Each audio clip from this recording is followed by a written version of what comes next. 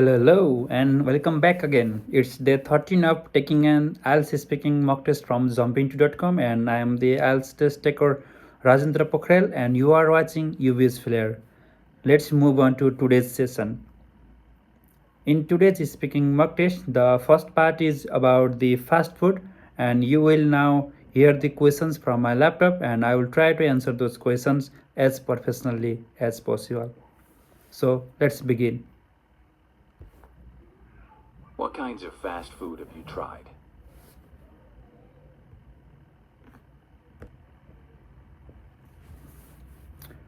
Well, I generally prefer homemade food rather than those fast food that are made in streets or busy streets or hotel and cafes.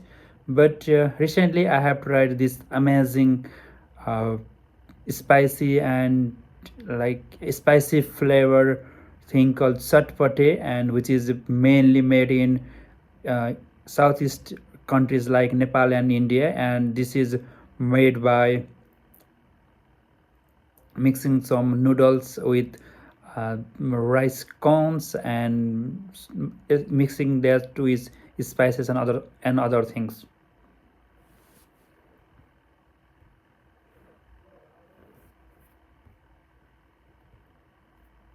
Do you ever use a microwave to cook food quickly? I have to say no. We live in a small town in Nepal, and usually we don't have microwaves in our homes. And till now, I haven't used a microwave to cook the food. But but when I have to cook food quickly, I just turn on my normal LPG gas and cook food there. And so I haven't used a microwave till now, and I will like to use that in future. So that's it.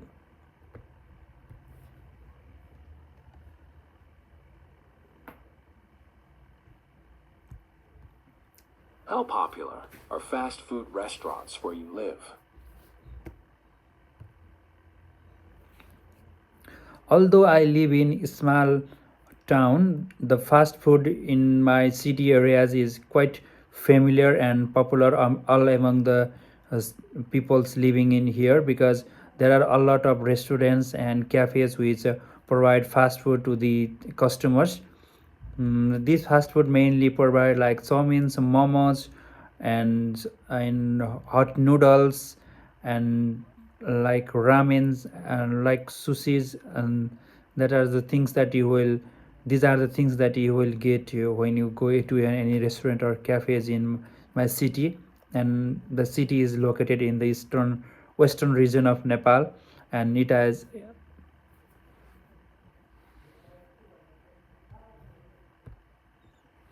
When would you go to a fast food restaurant? Normally, I eat homemade foods, but when I am with my friends, or when I am certain or during some certain occasions like birthdays and other celebration ceremonies, I go to the fast food restaurants with my friends, because it's quite easier to grab something from a fast food restaurant rather than cooking home, and it saves my time, and I can spend more time with my friends. So when I am with my friends and colleagues, I prefer to go to a fast food restaurant.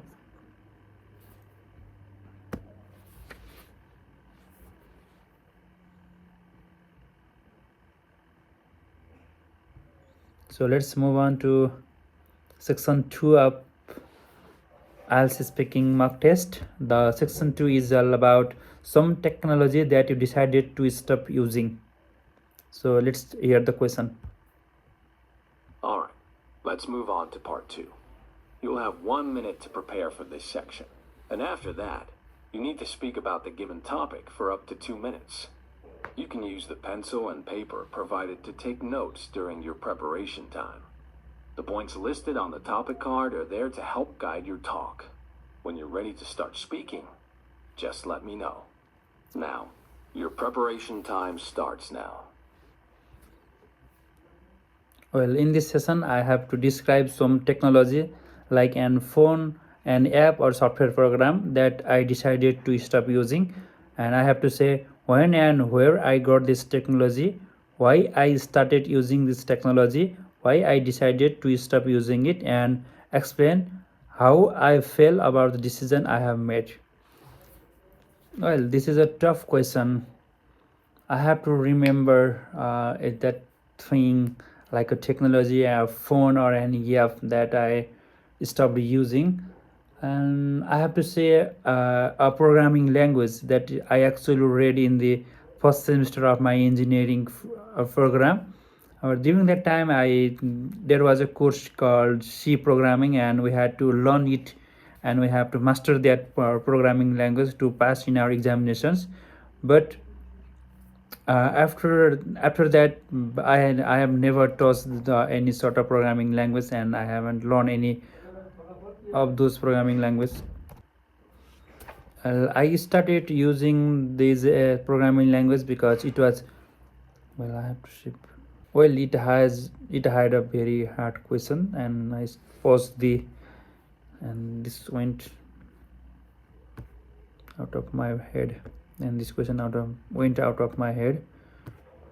Uh, let's move on to section 3 of IELTS speaking. Discussion topics is all about computer games and technology in the classroom. Let's hear the questions. What kinds of computer games do people play in your country?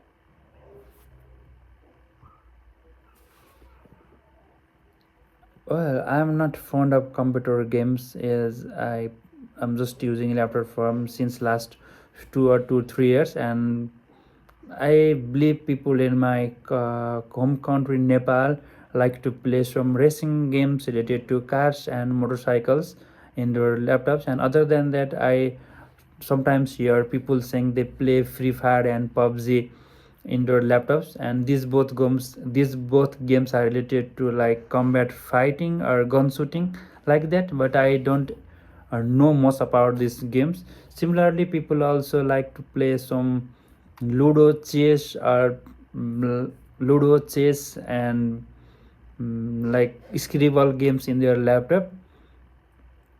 Yeah, these are the games that if people in my country like to play. Well, other than that, people also play some international, and people also take part in international tournaments of PUBG and Free Fire. And recently, a team named Balin, a team owned by Victor Paudel, owned that championship trophy for Nepal. But yeah, these are the things I know about the computer games and their trends in Nepal.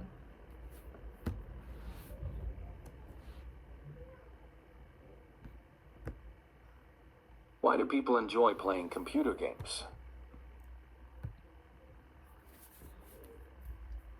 People tend to enjoy playing computer games as it helps them to pass the time quite easily, and maybe it also helps them to release their tension and stresses from their daily lives, and even maybe from their work, or maybe some family issues.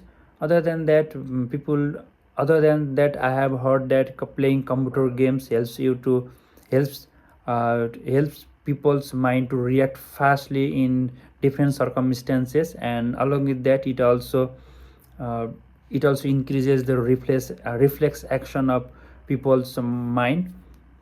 Similarly, people tend to enjoy playing computer games because they are addictive, and they really require your because they are really engineered in a way that they require more of your attention span, and they captivate your eternal desires about that particular thing.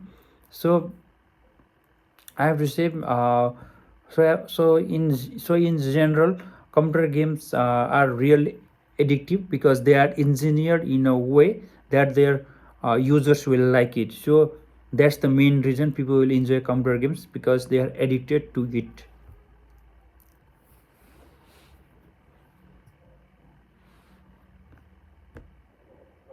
Do you think all computer games should have a minimum age for players? Yes, I do agree with that statement.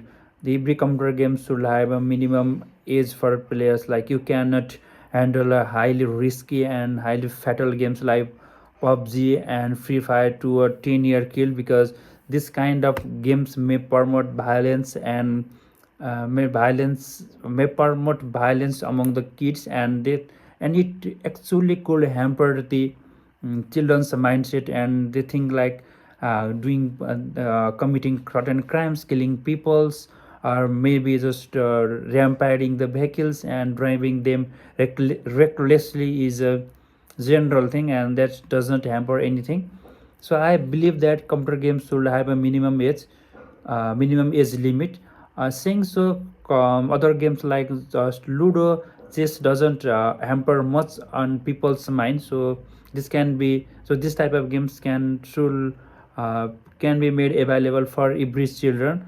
And saying so, like children with at the age of 6 or 7 cannot play much highly developed computer games, but there should be a certain age limit for those games. It As those games may possess a really destructive um, uh, part in some cases.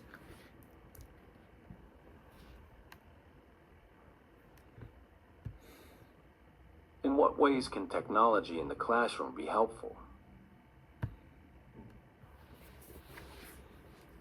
Technology can be really helpful for students in the classroom in so many ways. Like it can help them to learn some mechanisms or some concept in easier and more understandable way. For example, you can show them how a car moves with videos and animations rather than telling them by your mouth, or drawing some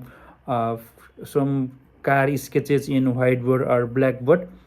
Similar can different technological things like learning how to operate a computer, learning how to use mobile phones and calculator in their classroom, and these all are the products of technology. Similarly, they can also learn simple mechanisms like how does a string moves, how does like our leg moves, how does the different joints in our body operate, and we can teach them via different video lectures and animation. So I believe technology can be really useful, and it may ease the way of understanding among the students if used mm, in a uh, if used in a proper way.